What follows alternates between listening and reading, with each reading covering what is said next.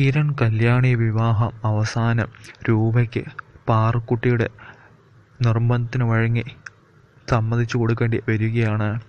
കിരണിൻ്റെയും കല്യാണിയുടെയും കല്യാണം നടത്തി കൊടുക്കണമെന്നും അവർ തമ്മിൽ കടുത്ത പ്രണയത്തിലാണെന്നും സരയുവിനെ വിവാഹം കഴിക്കാൻ കിരണ് താല്പര്യമില്ലെന്നും അല്ലെങ്കിൽ ഞാൻ ഈ അവസ്ഥയിൽ കിടന്ന് ചത്തുപോകുമെന്നും എല്ലാം രൂപയോട് കടുത്ത ഭാഷയിൽ തന്നെ പാറു പറയുമ്പോൾ ഇപ്പോഴത്തെ മരണത്തിനും ജീവിതത്തിനും ഇടയിലുള്ള പാറുവിൻ്റെ അവസ്ഥയിൽ നിന്ന് പാറുവിൻ്റെ നിർബന്ധത്തിന് വഴങ്ങി കിരൺ കല്യാണ വിവാഹത്തിന് അവസാനം രൂപയ്ക്ക് സമ്മതം മൂടേണ്ടി വരികയാണ്.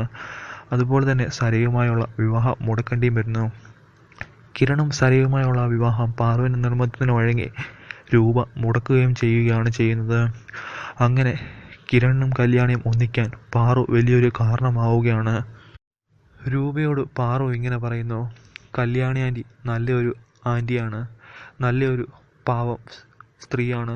കിരണങ്കിളിന് എന്നും കൂട്ടായി കല്യാണി ആൻറ്റിയെ പോലെ ഉള്ള ഒരു ആൻറ്റിയാണ് വേണ്ടിയതെന്നും സരയുവിനെ കെട്ടിക്കഴിഞ്ഞാൽ കിരണങ്കിൾ ഒരുപക്ഷെ ആത്മഹത്യ ചെയ്യാൻ വരെ തുനിഞ്ഞേക്കുമെന്ന് രൂപയെ പറഞ്ഞ് ബോധിപ്പിക്കുകയാണ്.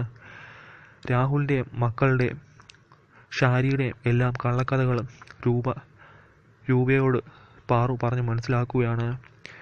ഈ അവസ്ഥയിൽ എനിക്ക് പറയാനുള്ളത് ഒരുപക്ഷെ ഞാനിനിയും അടുത്ത ദിവസം ഉണ്ടാകുമോ എന്ന് തന്നെ എനിക്കറിയില്ല. അതിനു മുമ്പേ തന്നെ കിരണും കല്യാണി ആൻറ്റിയും തമ്മിലുള്ള വിവാഹം നടത്തി കൊടുക്കണമെന്നും അതിന് സമ്മതം എനിക്ക് ഉറപ്പ് തരണമെന്നും പാറു നിർബന്ധം പിടിച്ച് രൂപയിൽ നിന്ന് ഉറപ്പ് വാങ്ങുകയാണ്. അങ്ങനെ കല്യാണിയും കിരണും തമ്മിലുള്ള വിവാഹം ഉടനെ തന്നെ നടക്കാൻ പോകുന്നു. പാറുവിൻ്റെ നിർബന്ധത്തിൽ രൂപ വഴങ്ങി. ഈ മാറാരോഗവുമായി ജീവിക്കുന്ന എനിക്ക് അവസാനമുള്ള ഒരു ആഗ്രഹമാണെന്നും ഈ ആഗ്രഹം സാധിക്കാതെ ഞാൻ മരിച്ചു പോയി കഴിഞ്ഞാൽ എൻ്റെ ആത്മാവിന് ശാന്തി കിട്ടലിൽ നിന്നുമുള്ള വേദനിപ്പിക്കുന്ന രീതിയിലെല്ലാം രൂപയോട് പാറു പറയുമ്പോൾ, അങ്ങനെയൊന്നും പറയില്ല മോളെ, മോളുടെ എന്ത് ആഗ്രഹം വേണമെങ്കിലും ഈ രൂപ ആൻറ്റി സാധിച്ചു തരുമെന്ന്, വല്യമ്മ സാധിച്ചു തരുമെന്ന് രൂപ പാറുവിനോട് പറയുന്നതോടുകൂടി അങ്ങനെ അധികം വൈകാതെ തന്നെ കിരൺ കല്യാണി വിവാഹത്തിന് സമ്മതം മൂളുകയാണ്.